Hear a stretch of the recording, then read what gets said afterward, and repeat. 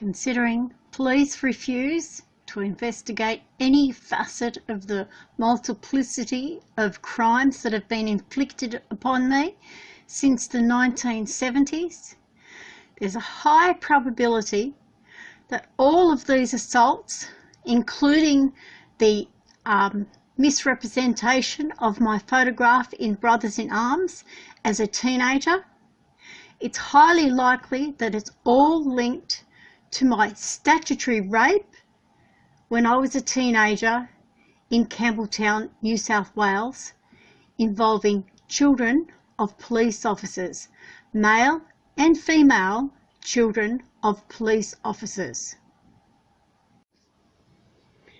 The illegal implants it seemed to encircle my head. The strongest one is down the left side of my neck. I feel very strong vibrations at the back of my ear here. And there's a lump. If I press on that lump, it minimises the vibrations. The vibrations seem to have a track following the cable that you can see over my ear. It goes down my cheek, down into my jaw, and then into my chin. And there's a number of cables in my mouth. And I was awake in 1997 when they inserted the cable into my nose, and I felt the absolute agony and collapsed again from the I must have woke up during the procedure, but they were quite aware that I was awake, and I know it happened. The biggest opposition I have to having these implants removed comes from government public officers. I don't hear a great deal from the politicians. They're not being forceful enough. They're not representing us at all. They're not protecting us from government public officers. It's the government public officers who are acting criminally in their position, their employed position. And when I was illegally detained in 2014, at that election time, they detained me under the name that I was using when I was surgically raped, my de facto's name that I was using when I was on local government, an elected person on local government in 1997.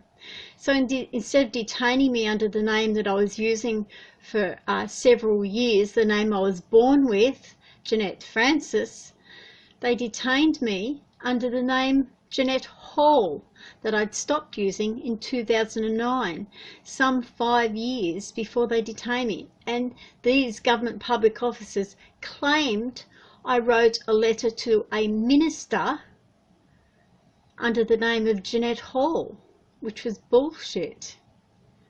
So who's backing these illegal implants? Who's paying for them? Somebody has to have paid for them. Who's that? I'm Jeanette Francis. I've had these illegal implants inside me for almost 30 years now, or around 30 years. You can't see the one on my forehead here as much as you have seen on my pages on the internet, because for the last week I've had my forehead and my eyes bound up to stop the electrical sparking, to try and cure the problem that I've had in my eye, where I got the vibration one night and caused damage on my eye.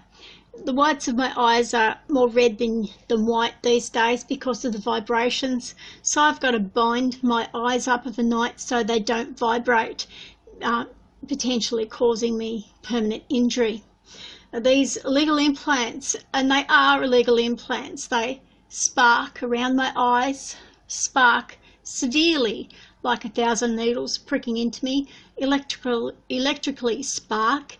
Either I've got implants or I'm being specifically targeted with a radiation beam. Now, is that possible? I don't think so.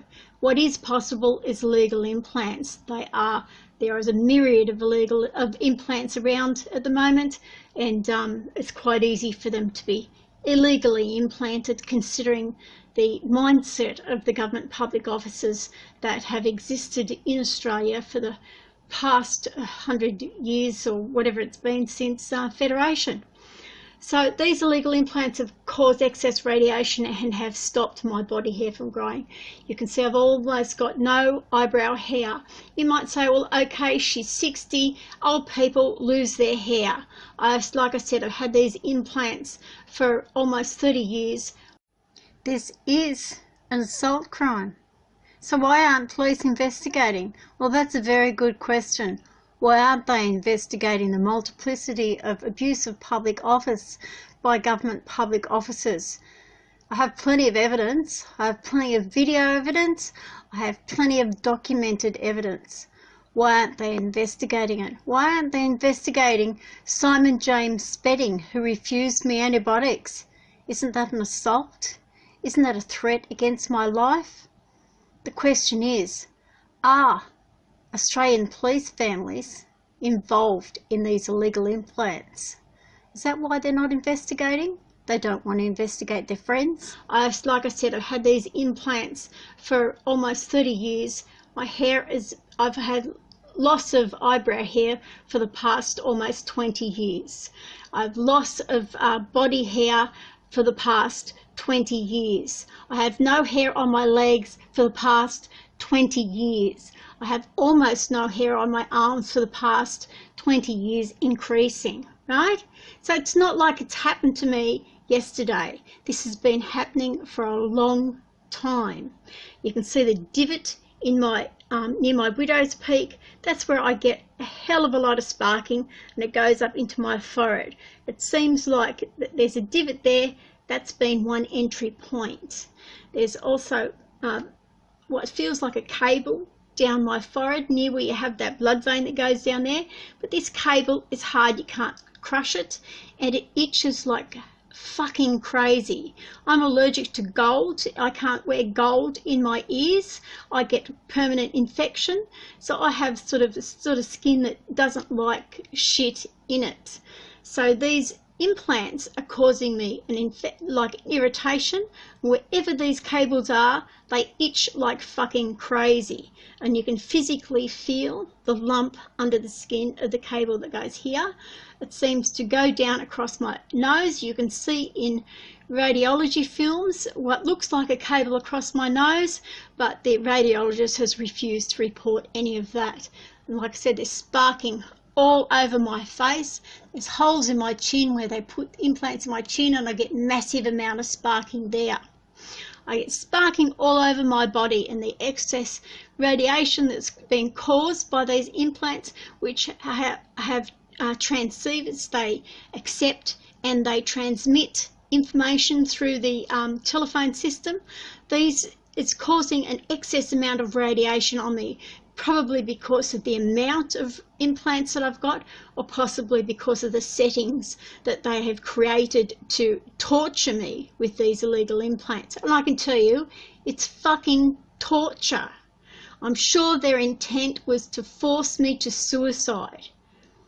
That's what I'm sure their intent was. And they figured they would get a bit of data in the meantime and stop me from exposing their crimes as well. So there's probably a multifaceted effect to it, but there's ample evidence to substantiate my claim that these are illegal implants, and there's shit all evidence on the medical practitioner's side to say I have mental illness and these aren't illegal implants. So all their claims are empty. All my claims are loaded with hard evidence. So why can't I get it into the court system?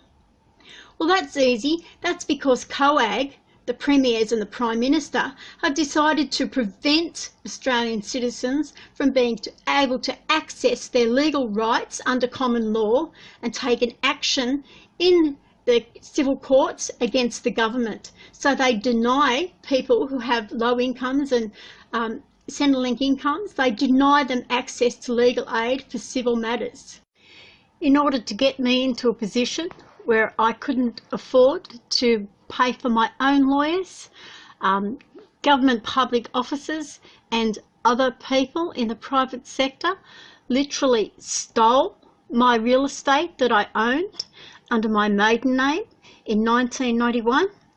They stole that, and forced me into impoverishment, lying about me, defaming me in the community so as I couldn't get any employment.